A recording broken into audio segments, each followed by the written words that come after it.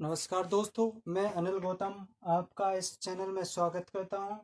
आज हम बताएंगे दिल्ली सल्तनत का गुलाम वंश का जो अंतिम शासक यानी गुलाम वंश में जिसने अंतिम में शासन किया उसके बारे में डिस्कशन करेंगे और कुछ खिलजी वंश के बारे में भी डिस्कशन करेंगे। तो गाइस जल्दी से जल्दी इस सेशन को लाइक कीजिए और शेयर कीजिए। जो चैनल पर से पहली बार आया हो उसे सब्सक्राइब कीजिए और बेल आइकन को दबाइए ताकि आपको नोटिफिकेशन मिलता रहे। तो गाइस आज हम बताएंगे बलबन के बारे में। बलबन ने कितनी नीतियां बनाई और क्या किया, किसके बाद इसने शासन किया, किस किस इसने क्या क्या चलवाया, किसने क्या क्या शुरू किया, तो इसके बारे में डिस्कशन करेंगे। तो गाइस चैनल को सब्सक्राइब कीजिए और जल्दी से जल्दी शेयर कीजिए ताकि आपको नोटिफिकेशन मिलता रहे। तो गाइस अगर कुछ इसकी पीडीएफ है जो आपके कमेंट बॉक्स वो डिस्कशन बॉक्स में लिंक दी हुई है तो उससे डाउनलोड कर लीजिए, या मेरा व्हाट्सअप नंबर दिया हुआ है तो उससे भी आप व्हाट्सअप नंबर पर क्लिक कीजिए ताकि आपको पीडीएफ आसानी से प्राप्त हो सके। तो गाइस हम चलते हैं बलबन। बलबन के बारे में, बलबन क्या था, बलबन कौन था। बलबन जो था तो ये जो इल्तुतमिश ने 40 दासों की एक टुकड़ी बनाई थी जिसे चहलगामी कहा जाता था। चहलगामी तो उसमें से एक दास था, बलबन एक दास था। इल्तुतमिश ने बलबन को कब खरीदा था। इल्तुतमिश ने बलबन को यानी इल्तुतमिश ने ग्वालियर के विजय के उपरांत में बलबन को खरीदा था, कुछ चंद रुपयों में, कुछ थोड़े रुपयों में। तो इसके बारे में डिस्कशन करेंगे। तो बलबन बलबन का शासन कब से कब तक रहा। बलबन बलबन का शासन 1265 से 1290 तक रहा। बलबन का शासन 1265 से 1290 तक रहा। सबसे पहले बलबन किस जाति का था। बलबन इलवरी जाति का था। किस जाति का था बलबन, जो था इलवरी जाति का था। जो नोट्स बनते इससे बलबन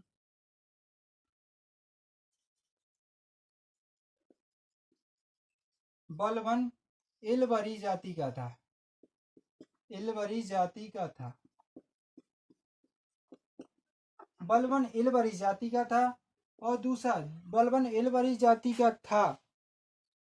बलबन बलबन इलवरी जाति का था। यह किसने खरीदा था इसको। बलबन को ख्वाजा जमालुद्दीन बशीर ने। बशीर जो बलबन को बलबन को बलबन को ख्वाजा, यानी जो बलबन को खरीदा गया था, किसने खरीदा गया था। बलबन को ख्वाजा जमालुद्दीन बसरी। बलबन को ख्वाजा जमालुद्दीन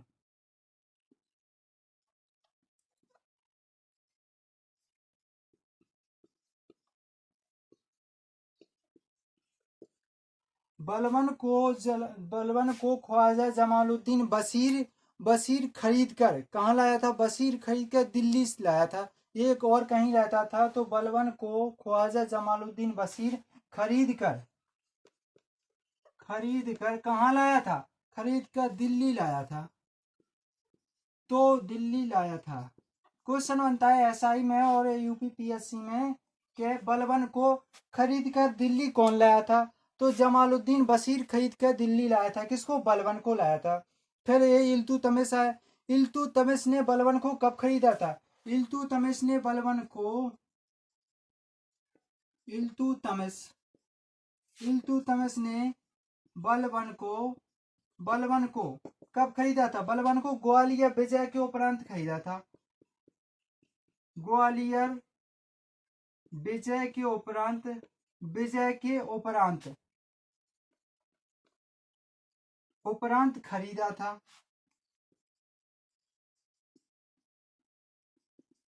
इल्तुतमिश ने बलबन को ग्वालियर विजय के उपरांत खरीदा था। इसलिए खरीदा था कि ये हमारा जो भरोसेमंद वो सैनिक बन सके। लेकिन ग्वालियर जो बलबन भी उसका भरोसेमंद, जो 40 टुकड़ी बनाई थी तो वो भरोसेमंद दास थे उनके। तो ग्वाल जो बलबन भी उसका इल्तुतमिश का एक भरोसेमंद दास था। बलबन रजिया के शासन के समय बलबन को कौन सी उपाधि थी। तो अमीर ए शिकार की उपाधि मिली थी। बलबन को बलबन को रजिया सुल्तान के शासन के समय बलबन को रजिया सुल्तान बलबन को रजिया सुल्तान के समय के शासन रजिया सुल्तान के शासन के समय कौन सी उपाधि थी बलबन के पास के समय? बलबन को कौन सी उपाधि थी? बलबन को कौन सी उपाधि थी? तो अमीर ए शिकार की उपाधि थी। तो बलबन को अमीर ए शिकार बलबन को अमीर ए शिकार का पद था। बलबन को अमीर ए शिकार का पद था। देखिए आप, बलबन एलवरी जाति का था। बलबन को ख्वाजा जमालुद्दीन बशीर द्वारा खरीद कर दिल्ली लाया गया था। इसके बाद इल्तुतमिश ने बलबन को ग्वालियर विजय के उपरांत बलबन को खरीदा था, ताकि यह हमारा भरोसेमंद दास बन सके। और ये भरोसेमंद दास इल्तुतमिश का हो गया। बाद में जाकर के इसी ने 39 दासों को समाप्त कर दिया था, क्योंकि 40वां तो यही था। इसके बाद बलबन को रजिया सुल्तान के समय, रजिया सुल्तान जो शासन कर रही थी, कब किया था? 3640 के बीच में। रजिया सुल्तान ने 1236 से 1240 में शासन किया। जो भटिंडा के अल्तुनिया ने उससे शादी कर ली थी, और जो प्रजापिता से, हमने इसके डिस्कशन अगले आपके लेक्चर में बता दिया था। तो जे इसके समय बलबन को कौन सी उपाधि थी? इल्तुतमिश की पुत्री थी जो रजिया सुल्तान, इसके शासन में बलबन को कौन सी उपाधि थी? अमीर ए शिकार की उपाधि इसको प्राप्त थी। इसके बाद आगे जो नोट्स बनते हैं इसके, गाइस बहुत मोस्ट इंपोर्टेंट नोट बता रहे हैं आपको। गाइस इसका जो पीडीएफ है, आपको पीडीएफ आप डिस्कशन बॉक्स में टेलीग्राम पर लिंक कीजिए, या मेरा नाम अनिल गौतम के नाम से सर्च कीजिए और मेरी इमेज लगी हुई है उस पर, या व्हाट्सएप नंबर पर क्लिक कीजिए। इसके बाद बलबन जो था, तो बलबन ने एक क्या किया? बलबन का शासन कब तक रहा? 65 से 90 के बीच में। कितने? 65 से 90 तक।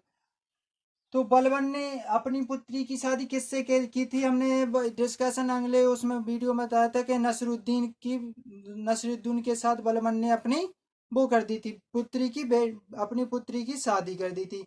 इसके बाद ये मेवाड़ियों द्वारा विद्रोह का दमन बलबन ने किया था। जो मेवाड़ में विद्रोह हुआ था,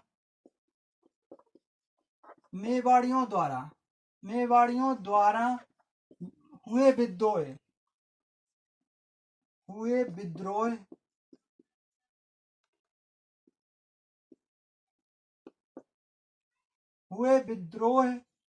जो मेवाड़ द्वारा विद्रोह हुए, उसे बलबन ने दमन किया, यानी दबा दिया था। बलबन ने उसे दबा दिया था। देखिए जो दबाते क्यों थे?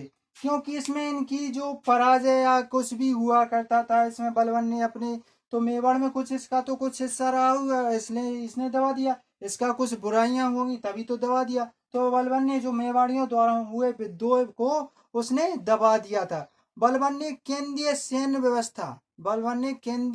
विभाग की स्थापना की, जिसे दीवान अर्ज कहा जाता था। किसे? बलबन ने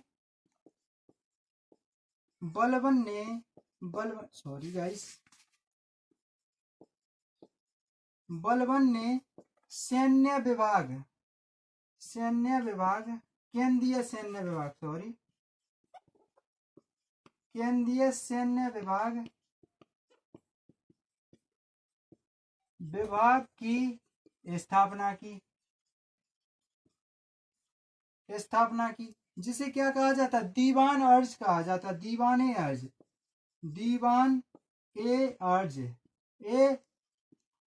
अर्ज कहा जाता था। केंद्रीय सैन्य विभाग के अर्ज कहा जाता था।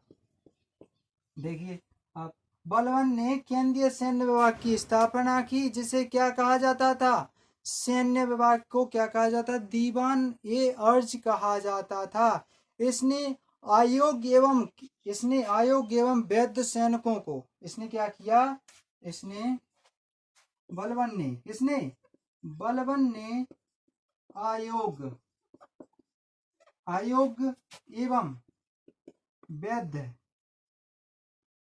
अयोग्य एवं वैध सैनिकों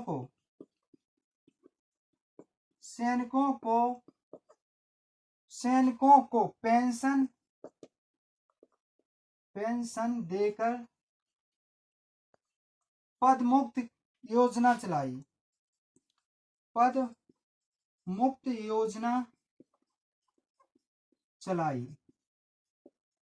देखिए, बलबन के द्वारा सैन्य वैद्य को पेंशन क्यों दी? आयोग को मतलब होता है कि जो उसके योग्य नहीं था तो पहले उनको सेना में भर्ती कर लिया जाता था।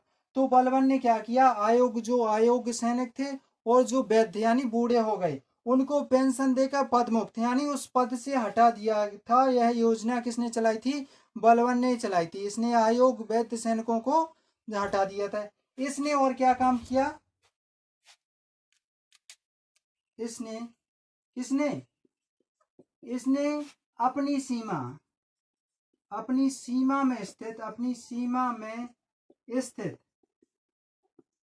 स्थित जो पुराने किले थे,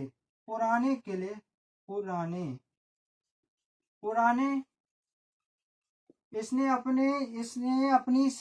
अपनी सीमा में स्थित पुराने किलों का पुनः निर्माण कराया।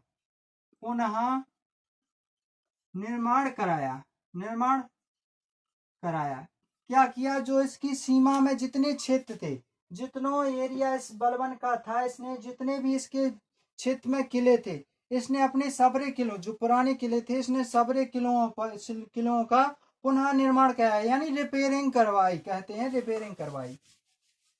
इसके बाद आगे इसके नोट्स के बारे में डिस्कशन करेंगे। गाइस, इससे जितने भी संबंधित क्वेश्चन बनते हैं हम सारे पीडीएफ में लेकर के आते हैं, और आप पीडीएफ पाने के लिए हमारे व्हाट्सएप नंबर पर को क्लिक कीजिए, नीचे डिस्कशन बॉक्स में दिया है। और गाइस, अगर व्हाट्सएप नंबर नहीं तो टेलीग्राम को लिंक कीजिए, ताकि वहां से आपको पीडीएफ आसानी से मिल सके। डेली की डेली पीडीएफ आपको डाल दी जाती है, इंग्लिश की, मैथ की और जीके की। और गाइस, एएसआई के क्वेश्चन में एक आध क्वेश्चन तो 100% बनता है। दिल्ली सल्तनत में ऐसा कोई सा पेपर आप उठा के देख लीजिए कि 1 या 2 क्वेश्चन आपके बने ना हो। तो मोस्ट इम्पोर्टेंट क्वेश्चन है दिल्ली सल्तनत। किसी का भी एग्जाम आप उठा करके देख लीजिए और इसमें 1 ना 2 क्वेश्चन जरूर बनते हैं। इसने नवरोज त्योहार को मनाया था। बलबन ने क्या किया था? फारसी जो प्रसिद्ध त्योहार था, फारसी त्योहार था, बलबन ने प्रसिद्ध फारसी यानी फारसी उत्सव नवरोज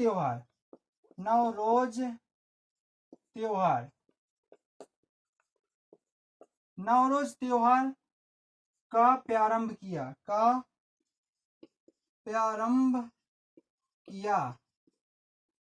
इसने नवरोज त्योहार का प्रारंभ किया। इसने जो नवरोज त्योहार मनाते थे फारसी में, तो इसने नवरोज त्योहार यानी जो 9 दुर्गा होती हैं, तो इसने बलबन ने इसको चलाया था। इसने अपने विरोधियों के विपक्ष, बलबन ने अपने विरोधियों के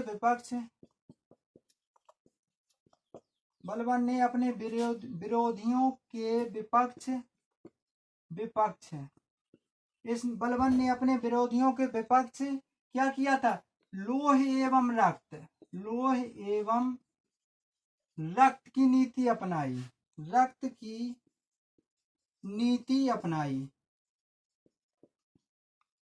क्या किया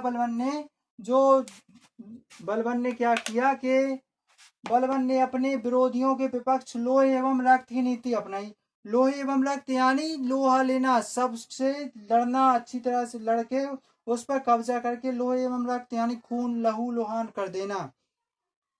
बलबन ने सुल्तान बनने के बाद क्या त्याग दिया था? ये क्वेश्चन आता है कि बलबन ने सुल्तान बनने के बाद क्या त्याग दिया था? तो बलबन ने बलबन ने सुल्तान बनने के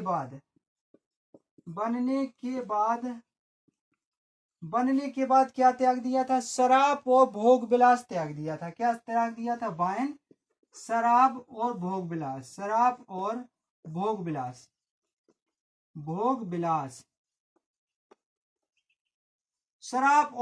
विलास को त्याग दिया था।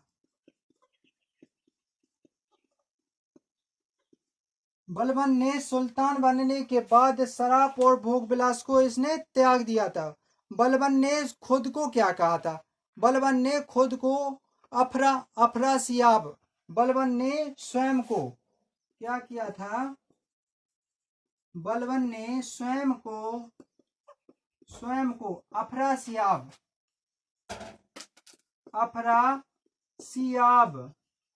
कहा था। अफरासियाब क्या है बता रहे हैं। अफरासियाब कहा था। बलबन ने अफरासियाब का मतलब होता है कि हमने काफी राज्यों पर कब्जा कर लिया, अब हम अफर गए। यानी अपन कहते हैं कि हमने खाना काफी खा लिया, हम अफर गए। तो इसने कहा कि मैं थक गया हूँ, बहुत सारे यानी उस पे सीमा पर कब्जा कर लिया है, अब मुझे नहीं करना है। तो इसने अपने आप को अफरासियार कहा था। और बलबन के जो फारसी प्रसिद्ध कवि थे, बलबन के दरबार में रहते थे अमीर खुसरो और अमीर क्या है? हसन। ये दोनों कवि प्रसिद्ध हैं, फारसी कवि। अमीर खुसरो बहुत चर्चित में रहता है।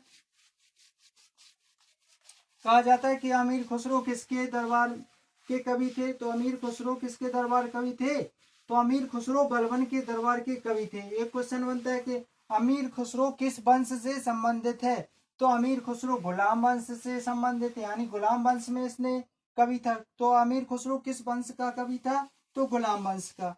अमीर खुसरो और अमीर हसन। क्वेश्चन ऐसे आता है कि बलबन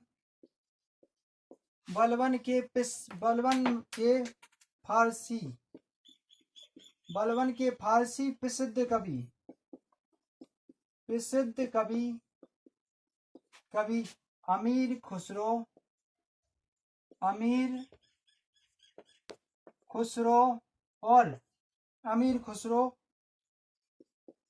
और अमीर हसन। अमीर खुसरो और अमीर हसन इसके दरबारी कवि थे। इसके प्रसिद्ध दरबारी कवि थे। तो क्या है गाइस कि जो अमीर खुसरो हैं, यहाँ पर एक मार्कर का कैप गिर गया, उठाना गाइस।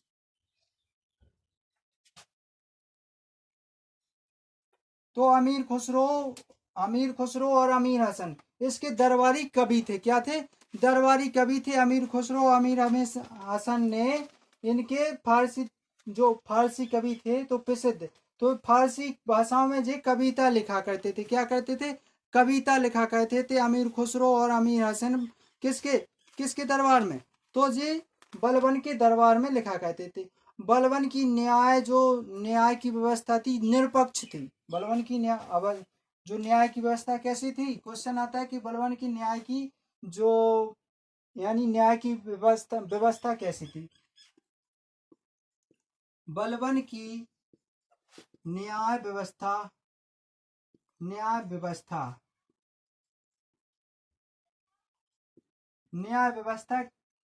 निरपक्ष थी, निष्पक्ष थी। अब निष्पक्ष थी, कैसी थी? निष्पक्ष क्या? नहीं, हम किसी के तरफदारी नहीं करेंगे कि ये हमारा मंत्री है तो हम इसकी तरफदारी करेंगे, ये हमारी जो पॉपुलेशन जनता है कि हम इसकी तरफदारी करेंगे ना। ये कुछ नहीं। बलबन का मतलब था तुम हो तो दोनों को सजाए, अगर एक को सजाए मौत होती है तो दोनों को होनी चाहिए। यानी एक का दोष नहीं होता है, उसमें दोनों का दोष होता है। बलबन की मृत्यु कब हुई थी? बलबन की मृत्यु हुई थी 1290 में। कब हुई थी बलबन की मृत्यु? बलबन की मृत्यु 1290 में किस कारण से हुई थी? जो उसका पुत्र था, बड़ा पुत्र था महमूद यहमूद नाम था या महमूद नाम था, ऐसा नाम था उसके बलबन का बड़े पुत्र का। इसके जो इसका बड़ा पुत्र खत्म हो गया तो इसके सदमे से इसकी मृत्यु हो गई थी 1200, कब हुई थी? 1290 में। कब हो गई थी? 1290 में। बलबन की मृत्यु 1290 ईस्वी में बड़े पुत्र के सदमे के कारण हो गई थी। बड़े पुत्र के सदमे के कारण हो गई थी। सदमे के कारण हुई थी। कारण हो गई थी। बलबन की मृत्यु कब हो गई थी? 1290 में हो गई थी। ये क्यों हो गई थी? इसका पुत्र, बड़ा पुत्र था जो हमने बताया अहमूद होगा, शायद हमको नाम याद नहीं आ रहा है, अहमूद होगा या महमूद होगा। तो इसका बड़ा पुत्र किसी युद्ध में मारा गया और ताकि इसका बड़ा पुत्र मारा गया तो इसको बड़ा वो अनुभव हुआ अंदर के मेरा बड़ा बलबन को कि मेरा बड़ा पुत्र मर गया और मैं अभी, यानी कुछ घृणा सी होने लगी इसको अपने आप में, तो इसको सदमा लग गया था, तो इससे इसकी मृत्यु हो गई थी। बलबन के उत्तराधिकारी के रूप में किसे, यानी उस पर बैठाया गया, कैकूबाद को उठा बैठाया गया था। बलबन के उत्तराधिकारी के रूप में बलबन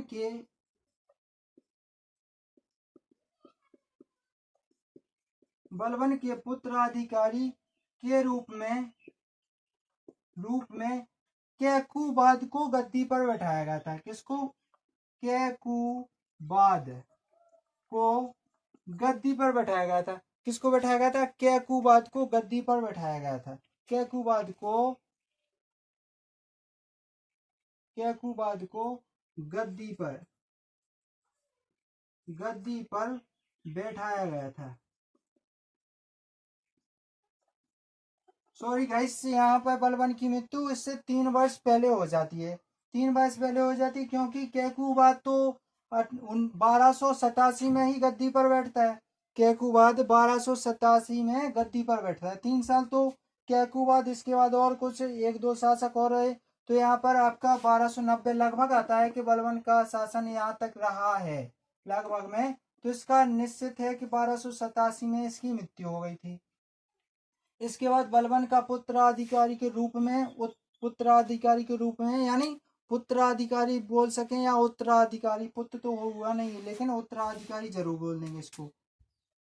उत्तराधिकारी के रूप में कैकूबाद को गद्दी पर बैठाया गया। कैकूबाद का सेनापति गैर तुर्क, यानी गैर तुर्की था, जो से सबरे सेनापति थे जो तुर्क की थे। इसका यानी लास्ट पीरियड चल रहा है गुलाम वंश का, इसलिए गैर तुर्की को सेनापति बनाया है। किसने बनाया? बलबन ने, सॉरी कैकूबाद। अब कैकूबाद का जो सेनापति था आपका, जो गैर तुर्की था, वो कौन था? हम इसके बारे में आपको बता रहे हैं। जो बलबन, सॉरी कैकूबाद का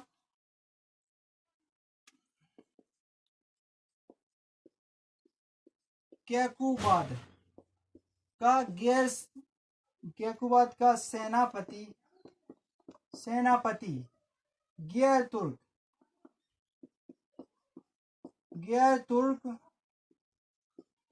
जो गैर तुर्क सरदार वो था जलालुद्दीन फिरोज खिलजी। कौन था? कैकूबाद का सेनापति गैर तुर्क सरदार जलालुद्दीन खिलजी, फिरोज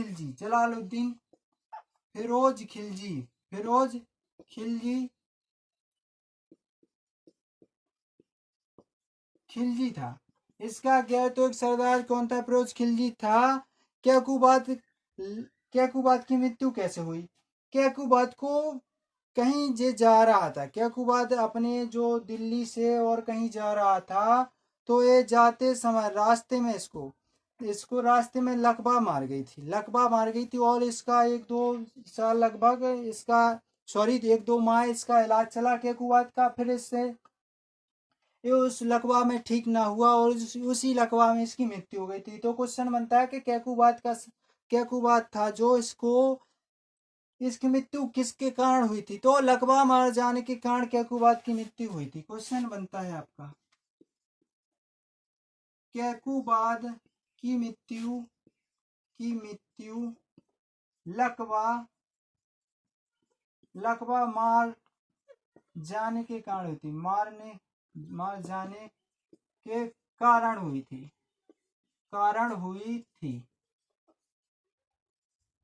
यानी क्या कुबाद की मृत्यु कब हुई थी? 1290 में।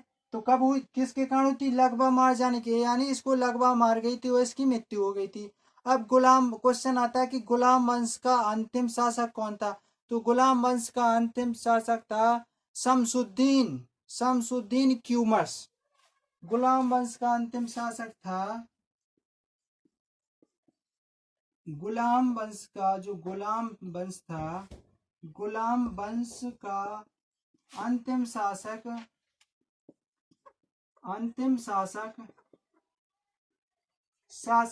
शमसुद्दीन, गुलाम वंश का अंतिम शासक कौन था? शमसुद्दीन क्यूमर्स था। क्या था? क्यूमर्स था। गुलाम वंश का अंतिम शासक कौन था? क्यूमर्स था। के कुबाद का सेनापति गैर तुर्क सरदार जलालुद्दीन फिरोज खिलजी था, जिसने खिलजी वंश की स्थापना की। इसके बाद अगला वंश आएगा हमारा दिल्ली सल्तनत में, जो खिलजी वंश से रिलेटिव होगा। तो उसके बारे में हम बताएं, डिस्कशन करने आज ही बता रहे हैं। कैकुबाद की मृत्यु लगवा मार जाने के कारण हुई थी और गुलाम वंश का अंतिम शासक शमसुद्दीन क्यूमर्स था। कौन सा? क्यूमर्स था। इसके बाद नेक्स्ट आगे की ओर चलते हैं हम अगले वंश की ओर। तो गाइस चैनल को सब्सक्राइब कीजिए और लाइक कीजिए, शेयर जरूर कीजिए ताकि अन्य बच्चों को भी सहायता मिल सके और उनकी जो जीके है बिल्कुल आसानी से हो जाए। क्योंकि जीके देखिए, आप जीके जितनी ज़्यादा पढ़ोगे उतनी ही याद रहेगी, अगर नहीं पढ़ोगे तो आप भूल जाओगे। तो गाइस जितना हो सके रिवीजन करते रहिए। हाँ, रेलवे का जो एग्ज़ाम है, तो रेलवे का एग्ज़ाम भी जल्दी से जल्दी होने वाला है। तो गाइस उसमें क्या है कि लॉकडाउन के वजह से नहीं हो पा रहा है, 1-1.5 साल हो गई है। 2019 में डिले थे 5वें महीने में, तो 1.5 साल की करीबन होने जा रहा है। अब हम बता रहे हैं आपको खिलजी वंश। कौन सा वंश? खिलजी वंश। खिलजी वंश की स्थापना किसने की और कब हुई थी, ये हम आपको बताएंगे। पहले दिन ही हमने बताया था आपको एक ट्रिक के जरिए। हाँ, उस ट्रिक का नाम कमेंट बॉक्स में लिख करके बताइए, जिसने हमारा जो अगला सेशन फर्स्ट दिल्ली सल्तनत का देखा है वो बताइए आप। जी चौथा चैप्टर है भाई दिल्ली सल्तनत का, ये हमारा चौथा चैप्टर है। कौन सा चैप्टर है दिल्ली सल्तनत का? चौथा। तो खिलजी वंश का संस्थापक हमने अभी बताया था, कौन सा था? जलालुद्दीन फिरोज खिलजी। खिलजी वंश की स्थापना जलालुद्दीन फिरोज खिलजी ने की थी। जो 1200 खिलजी वंश 1290 से लेकर 1320 तक है चला, यानी कुछ ही समय तक चला। कहावत है कि यानी थोड़े ही समय तक चला। तो जलालुद्दीन, इसका वास्तविक नाम क्या था? इसका वास्तविक नाम था मलिक फिरोज था। जलालुद्दीन फिरोज खिलजी का वास्तविक नाम था मलिक फिरोज था। क्या नाम था? मलिक फिरोज था। खिलजी शासकों ने, खिलजी शासक थे जो उनने धर्म, खिलजी शासकों ने धर्म धर्म और उलेगा एक कुछ जाति, वो धर्मी से रिलेटिव है, इनको इनने अपनाया नहीं था, अस्वीकार कर दिया था कि हम धर्म को नहीं मानते। जलालुद्दीन फिरोज खिलजी ने कहा था कि हम धर्म को नहीं मानते। इसके बैक के जलालुद्दीन बैक की खिलजी वंश बैक के जो शासक यानी पॉपुलेशन जनता थी, किस बैक की थी? तो एक क्वेश्चन बनता है कि खिलजी किस बैक के थे? खिलजी किस बैक के, यानी खिलजी बैक के जो शासक थे वो किस बैक के थे? तो सर्वाहारा बैक के थे। किस बैक के थे? सर्वाहारा बैक के थे। जलालुद्दीन खिलजी ने अपनी राजधानी कहाँ स्थापित की थी? तो जलालुद्दीन खिलजी ने अपनी राजधानी किलोहारी, कहाँ पर? किलोकारी, यानी जो दिल्ली के समीप है किलोकारी, वहाँ पर लगभग जितने भी किलोमीटर दूर हो, ये तो निश्चित पता नहीं है हमको, तो वहाँ समीप अपनी राजधानी इसने स्थानांतरित की थी। इसके बाद इसने अपने राज्याभिषेक के 1 साल बाद जलालुद्दीन फिरोज खिलजी ने, जो मलिक फिरोज था, मलिक फिरोज था। इसने 1 वर्ष बाद अपने राज्याभिषेक के 1 वर्ष बाद दिल्ली में प्रस्थान किया था। दिल्ली में आया था 1 वर्ष बाद, राज्याभिषेक के बाद। इसने अपने पुत्रों को खान खाना, अलबरी खां एवं कद्र खां की उपाधि धारण की थी। अलाउद्दीन खिलजी की हत्या किसने की थी? उसके भतीजे एवं दामाद अलाउद्दीन खिलजी ने की थी। कब की थी इसकी हत्या? 1296 में कर दी थी। तो इसके बारे में, खिलजी वंश के बारे में हम बता रहे हैं आपको।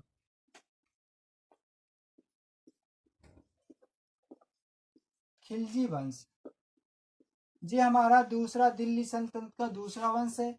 ये चला हमारा 1290 से 1320 तक। 1290 से लेकर के 1320 तक। कब तक चला? 1290 से 1320। तो खिलजी वंश का संस्थापक कौन था?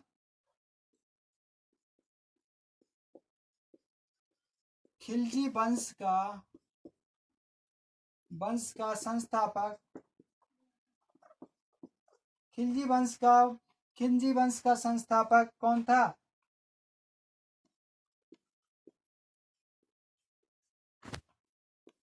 जलालुद्दीन फिरोज खिलजी। जलालुद्दीन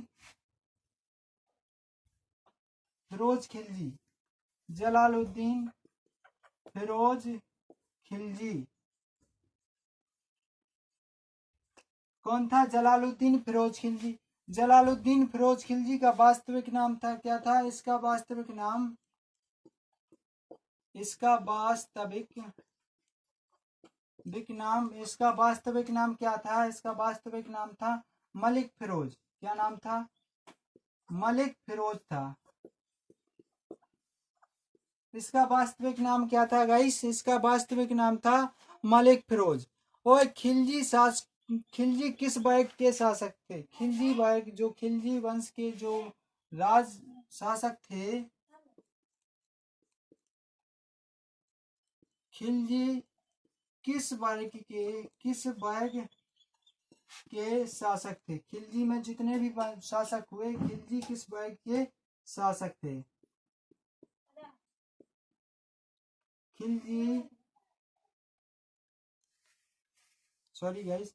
खिलजी सर्वहारा। खिलजी किस वर्ग के थे? सर्वहारा वर्ग के थे।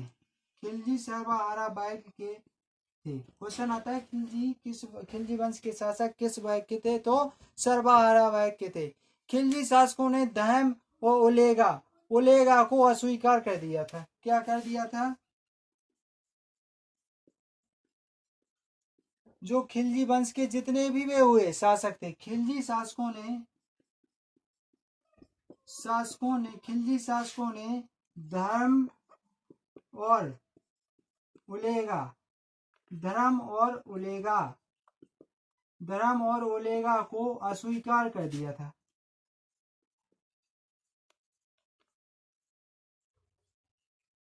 धर्म और उलेगा को अस्वीकार किया। इसके बाद जलालुद्दीन खिलजी ने अपनी राजधानी कहाँ अपनाई? तो जलालुद्दीन खिलजी ने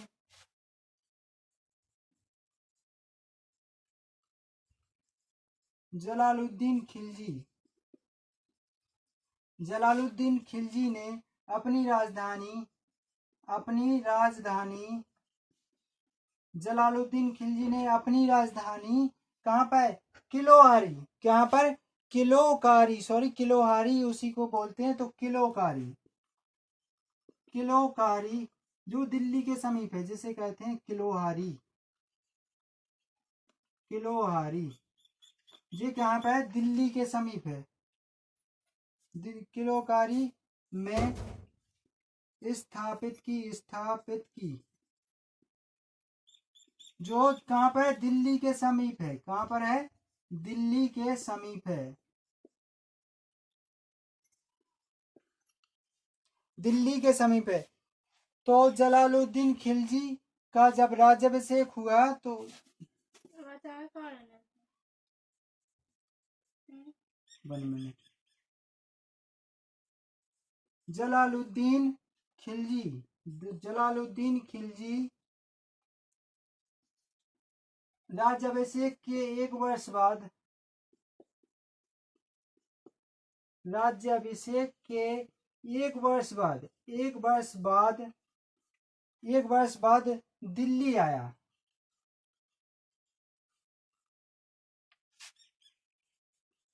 दिल्ली आया था, ये राज्याभिषेक के एक वर्ष बाद दिल्ली आया था। गाइस इसका लास्ट बनता है इसका नोट्स, वो हम आपको बता रहे हैं।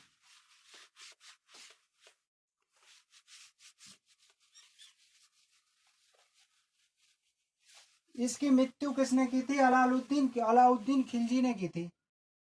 जलालुद्दीन खिलजी की मृत्यु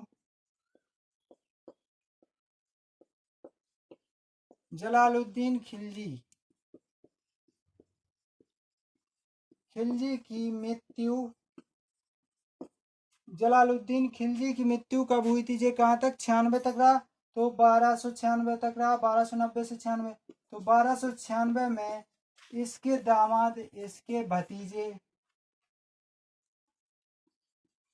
भतीजे एवं दामाद अलाउद्दीन खिलजी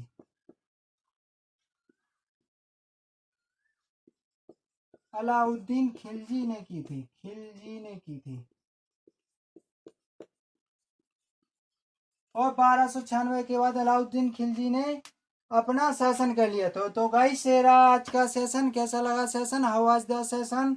गाइस सेशन अच्छा लगा हो तो चैनल को सब्सक्राइब और लाइक कीजिए और जितना हो सके शेयर कीजिए। तो दोस्तों अगर आपको इसकी पीडीएफ चाहिए तो डिस्कशन बॉक्स में मेरा व्हाट्सएप नंबर दिया हुआ है और टेलीग्राम नंबर दिया हुआ है, उसमें जाकर के क्लिक कीजिए और पीडीएफ आसानी से आपको मिल जाएगी।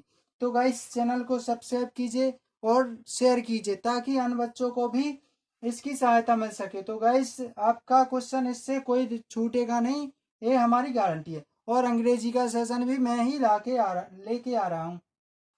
तो गाइस चैनल को सब्सक्राइब कीजिए और आपको जो भी कुछ डाउट हो तो आप गाइस कमेंट बॉक्स में लिख करके बताइए। तो गाइस जय हिंद दोस्तों।